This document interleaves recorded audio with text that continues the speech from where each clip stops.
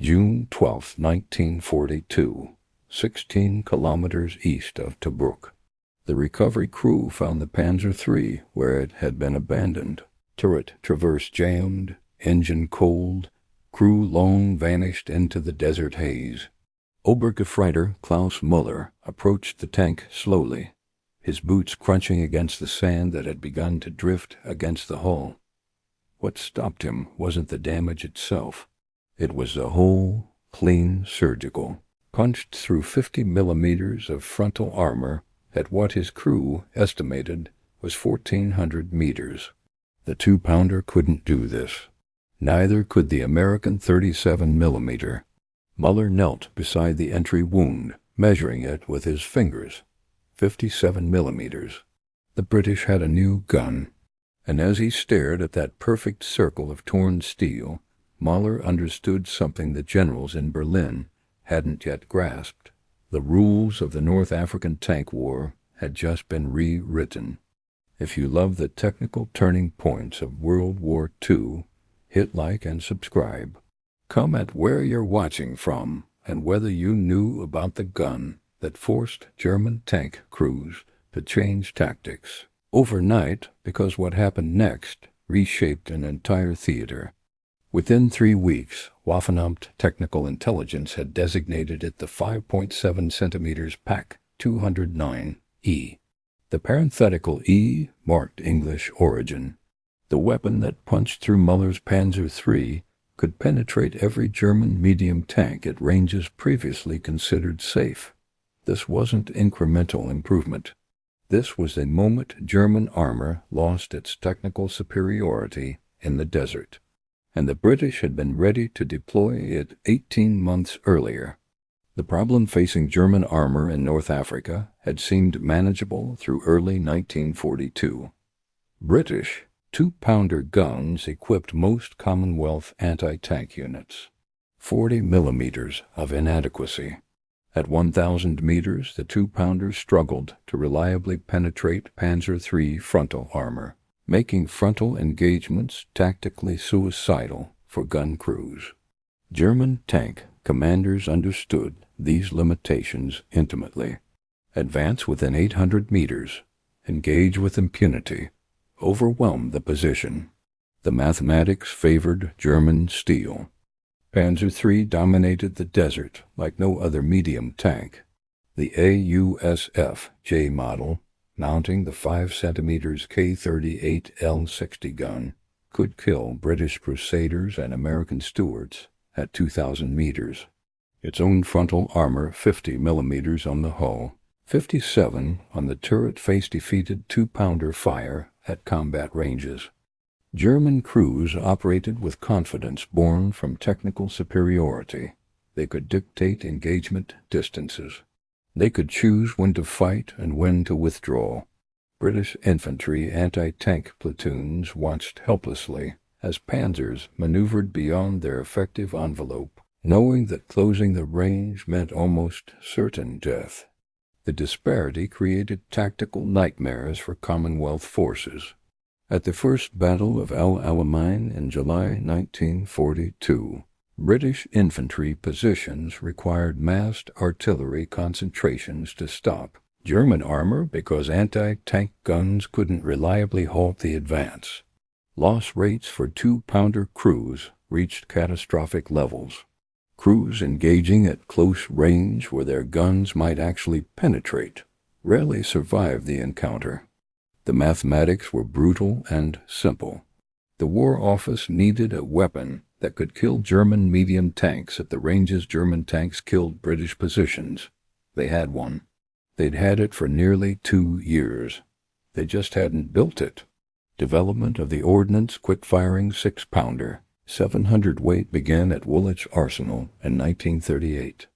British ordnance engineers recognized the 2-pounder's limitations before the war even started, designing a 57 millimeter weapon capable of defeating projected German armor improvements through the mid-1940s. The design was complete by 1940. Production should have started immediately. It didn't. After Dunkirk, the Ministry of Supply faced an impossible calculation. Britain had lost nearly 800 anti-tank guns in France. Factories could produce 6 2-pounders in the time it took to manufacture one 6-pounder. The larger gun required bigger lathes, more steel, longer machining time. The ministry chose numbers over capability. 15 months passed before 6-pounder production commenced in November 1941. Those 15 months cost lives measured in thousands. British gunners faced German armor with weapons they knew were inadequate, buying time with blood while the factories retooled. The first guns reached North Africa in April 1942. By then, Rommel had pushed Commonwealth forces back to the Gazala line. The Desert War hung in the balance. And finally, British anti-tank crews received a weapon worthy of their courage. The 6-pounder weighed between 1,140 and 1,215 kilograms, depending on variant. The Mark II featured a .43 caliber barrel, shortened because British industry lacked sufficient long bed lathes after bombing raids damaged machine tool production. The Mark V restored the original .50 caliber length once lathe capacity expanded. Both versions fired the same ammunition at similar velocities. Muzzle velocity reached 892 meters per second with standard armor-piercing shot. That's faster than most rifle bullets. The projectile crossed 1,000 meters in 1.1 seconds, giving German tank commanders almost no time to react once British gunners fired. The weapon used a vertical sliding block breech that opened automatically after firing, allowing trained crews to achieve 15 rounds per minute under ideal conditions. The carriage split into 2 trails that deployed to 90 degrees of traverse, far wider and more practical than the 2-pounder's earlier mounting. Crews could manhandle the gun short distances over rough ground, something impossible with heavier weapons. British infantry valued this mobility desperately. The 6-pounder could be rushed into position, engage, displace, and re-engage before German artillery located the firing point. In the fluid battles of the North African campaign, mobility often meant survival. But the ammunition made the real difference. Standard armor-piercing shot at 500 meters penetrated 112 millimeters of homogeneous armor plate at 30 degrees from vertical.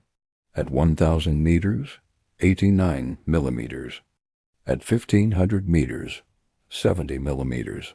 Those numbers mattered because Panzer III armor topped out at 70 millimeters even on the latest AUSF L&M variants with spaced armor additions. The 6-pounder could reliably defeat Panzer III armor at 1,500 meters under typical battlefield conditions, well outside the range where German tank guns achieved reliable hits on dug-in positions. The armor-piercing capped ballistic cap round APC-BC improved performance slightly at longer ranges. The cap prevented the projectile from shattering against face-hardened armor, while the ballistic cap maintained aerodynamic efficiency in flight. At 1,500 meters, it penetrated 78 millimeters, providing comfortable margin against even up-armored late-production panzers. German tank commanders who'd grown accustomed to dictating engagement ranges suddenly found themselves vulnerable at distances they'd considered safe. The psychological impact proved as devastating as the physical penetration. Confidence evaporated. Caution replaced aggression. The hunter had become the hunted. Different ammunition types served different tactical purposes. High explosive rounds provided infantry support capability, destroying fortifications and suppressing enemy positions. Smoke rounds created screening clouds for advancing infantry, but the armor-piercing ammunition defined the weapon's battlefield role. Each projectile weighed approximately 6 pounds, the source of the gun's name. Crews could carry ammunition in manageable loads, unlike heavier calibers that required mechanical handling. Resupply under fire became feasible. Sustained engagements became possible. The gun mechanism worked through simple physics applied brilliantly, the shell seated against the breech face. Cordite propellant bags ignited, creating high-pressure gas that accelerated the projectile down the rifled barrel. Rifling imparted spin stabilization, keeping the shot on target at extended range. The vertical sliding breech block opened automatically after firing, ejecting the spent cartridge case and allowing the loader to insert the next round in one smooth motion. British engineers focused on reliability over complexity. The gun used a hydrospring recoil system, a hydraulic buffer, combined with a spring recuperator designed to be robust and require minimal maintenance in desert conditions. The sighting telescope was simple and durable. Crews trained on the weapon in Britain could service it in Egypt without specialist tools. This wasn't elegant engineering. It was practical engineering designed for conscript armies fighting in terrible conditions. Sand, heat, cold, desert nights, limited water for cleaning. The 6-pounder endured them all. German technical intelligence examined captured examples carefully, documenting specifications including barrel length, weight, and ammunition types. Intelligence bulletins distributed this information to frontline units. By late 1942, German standing orders recommended maintaining 2,000-meter distances from identified 6-pounder positions. Flanking maneuvers replaced frontal assaults. Artillery preparation increased. The presence of 6-pounders in a defensive sector changed German operational planning. First combat deployment demonstrated the weapon's potential immediately. At the Battle of Gazala beginning May 26, 1942, 6-pounder equipped units of the 8th Army engaged Rommel's Afrika Korps. The results shocked German commanders. Tanks that had maneuvered with confidence against 2-pounder screens found themselves penetrated at extended ranges. Kill ratios shifted dramatically. British anti-tank platoons that had accepted near-certain destruction now traded at favorable rates. At Rusat Ridge on July 1st and 2nd, 1942, 6-pounders formed part of the defensive line that stopped German attempts to break through to Alexandria. 2nd New Zealand Division's anti-tank companies, equipped with a mix of 2-pounders and newly arrived 6-pounders, engaged German armor across open desert. The 6-pounder crews achieved significantly higher kill rates at longer ranges compared to the 2-pounder positions. German after-action reports noted increased losses when engaging positions later identified as 6-pounder equipped. The tactical balance had shifted measurably within weeks of the weapon's deployment. The desert no longer belonged to the panzers alone. The defense of Outpost Snipe during the Second Battle of El Alamein on October 26th to 27th, 1942, became legendary. Lieutenant Colonel Victor Turner led 300 men of the 2nd Battalion, Rifle Brigade, with 19 6-pounder guns to a position near Kidney Ridge. Their mission: disrupting Axis armored counterattacks. What followed exceeded all expectations. German and Italian tanks attacked throughout the day and night. The 6-pounder crews engaged systematically, choosing targets, measuring ranges, firing with deliberate precision. Sergeant Charles Callistan personally destroyed 9 tanks with his gun. As ammunition ran low, Lieutenant J.B. Toms conducted a jeep dash under fire to resupply the position.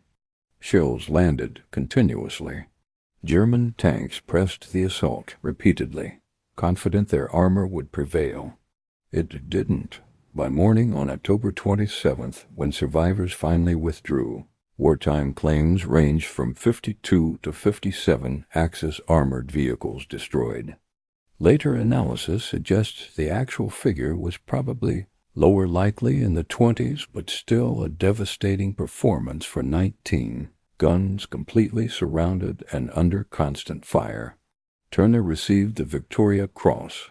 Only one gun remained operational when the position was evacuated. Even accounting for the fog of war and overclaiming common in defensive battles, the performance remained exceptional. 19 guns held their ground against repeated armored assaults for over 24 hours while surrounded.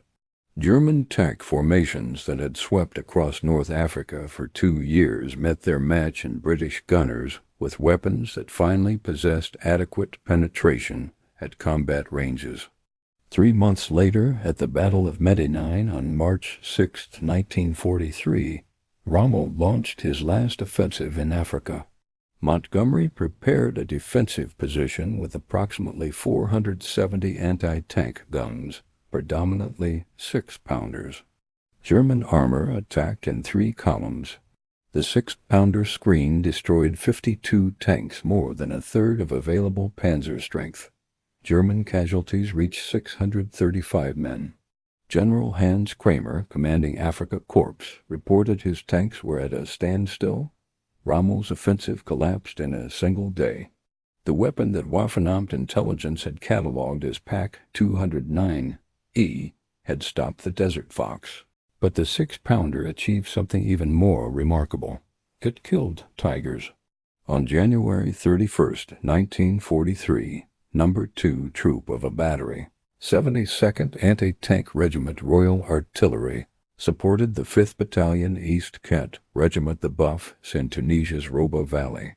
Tigers advanced through confined terrain. 2 6-pounder crews engaged from concealed positions. They couldn't penetrate frontally. Tiger armor was too thick, but they could penetrate the sides. Both Tigers burned. The crews died inside, victims of a gun that wasn't supposed to threaten heavy tanks. German doctrine hadn't accounted for British gunners willing to hold fire until the perfect flanking shot presented itself. Even more significant was the capture of Tiger 131 on April 24, 1943. A Churchill tank of A Squadron, 48th Royal Tank Regiment, fired its 6-pounder at Tiger 174 near Jebel Jaffa. The shot struck the Tiger's gun barrel, ricocheted into the turret ring, and jammed the traverse mechanism. The German crew, including wounded driver and front gunner, abandoned the tank. German war diaries recorded crew members of Tiger 131 panicked and abandoned the tank after 2 harmless hits from a Churchill. This Tiger, the only operational Tiger I in the world today, now resides at Bovington Tank Museum. Both King George VI and Winston Churchill inspected it shortly after capture. British technical intelligence gained invaluable information about German heavy tank design from this single engagement. The 6-pounder couldn't reliably defeat Tiger frontally with standard ammunition. At 1,000 meters, standard armor-piercing shot penetrated 89 millimeters. Tiger frontal armor was 102 millimeters. The mathematics didn't work, but flanking shots at reduced range proved lethal, and British crews learned to maneuver for position rather than trade shots frontally. Against Panther tanks with 80 millimeters of frontal armor sloped at 55 degrees, effective thickness reaching 140 millimeters, standard ammunition failed frontally. But unlike Tigers and Panthers, Panzer III and IV variants remained vulnerable at combat ranges.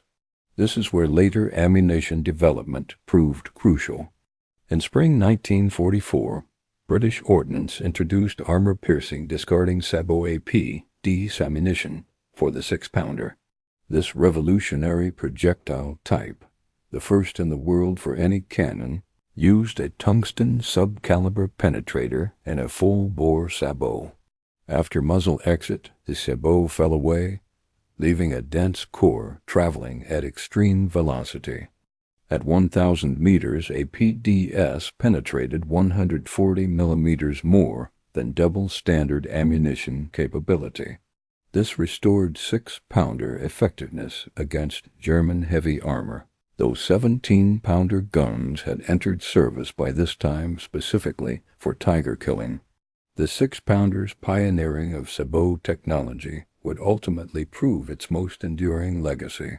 American adoption validated British design. The United States received 2 Mark II guns and 100 rounds for evaluation in February 1941. After testing at Aberdeen Proving Ground, design approval came May 15, 1941. Production began early 1942. The Americans designated it 57 mm gun M1. American modifications were practical rather than fundamental. They restored barrel length to 50 calibers because United States industry had sufficient lathe capacity. They redesigned wheels and tires to American standards.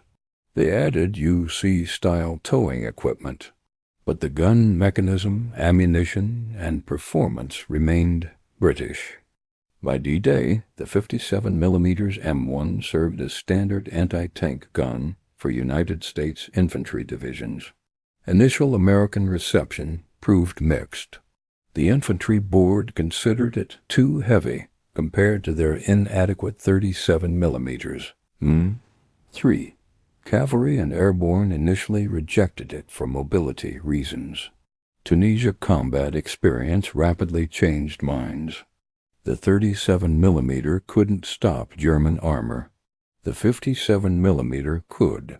At Kasserine Pass in February 1943, American forces learned painful lessons about anti-tank weapon effectiveness. Units equipped with 57 mm guns performed significantly better than those still relying on 37 mm weapons. The 82nd and 101st Airborne ultimately used British-built 6-pounders on lightweight Mark III carriages for D-Day operations. Paratroopers needed weapons light enough for glider transport, but powerful enough to stop German armor counterattacks. The 6-pounder met both requirements. American airborne units used them throughout the Normandy campaign with considerable success, earning praise for reliability and standardization benefits with British allies. Ammunition could be shared between British and American units, simplifying logistics and combined operations. American production reached 15,637 units. Over 4,242 were delivered back to Britain under reverse Lend-Lease. 400 went to the Soviet Union. 653 equipped Free French forces. Total British production reached approximately 36,650 units. 201 in 1,941, 17,854 in 1,942, 16,586 in 1943, 1,964 in 1944. Canadian forces produced over 8,600 domestically barrels from Long Point, Quebec, carriages from Regina, Saskatchewan. The 6th Anti-Tank Regiment RCA, equipped with 6-pounders, landed at Juno Beach on July 8, 1944. They participated in the liberation of Caen and the Battle of the Scheldt. Canadian gunners fought through Normandy's hedgerows, where 6-pounder mobility proved essential. The weapon could be manhandled into concealed positions behind bocage walls, engage German armor at close range, then withdraw before counterattack. The 6-pounder became the Commonwealth's defining anti-tank gun of World War II, proven first in North Africa. Australia's 2nd, 3rd Anti-Tank Regiment replaced 2-pounders in July 1942, just in time for First El Alamein. On July 14th, Australian crews destroyed 10 tanks around Tel Essa, proving immediate effectiveness. During Second El Alamein, they fired 1,276 rounds in 13 days, losing 36 guns, but inflicting far heavier armored losses. The regiment later fought in New Guinea in 1943 and in the 1945 Borneo campaign, where 6-pounders engaged Japanese tanks and bunkers in dense jungle terrain, utterly unlike the desert. New Zealand's 7th Anti-Tank Regiment used 6-pounders throughout the Italian campaign, from the Sangro River to Monte Cassino. The gun's light weight allowed crews to manhandle it up slopes where heavier pieces needed engineering support, often determining whether defensive lines held. Indian forces, including the 18th Indian Infantry Brigade, deployed 16 6-pounders at Deir el-Shine on July 1, 1942. They held off 21st Panzer Division for a full day, buying precious time for Rusat Ridge defenses. South African forces also fielded the weapon, with COAC factories producing 300 guns domestically. These guns were crewed by Australians in Borneo, Canadians in Normandy, New Zealanders in Italy, Indians at El Alamein, and South Africans in the desert. This was a Commonwealth weapon in every sense. By war's end, more than 60,000 had been built, 36,600 British, 15,600 American, 8,600 Canadian, and 300 South African. Post-war users ranged from Israel and Pakistan to Denmark, South Korea, Nigeria, Biafra, and Taiwan. The 6-pounder's greatest legacy was technological. APDS ammunition, first fired from this gun, became the foundation of modern APFSDS tank rounds. Its battlefield impact was immediate. German crews quickly learned to fear it, calling it the 5.7 centimeters Pak 209E. By mid-1942, it had shifted the Desert War's technical balance, giving British and Commonwealth gunners a weapon finally equal to their courage.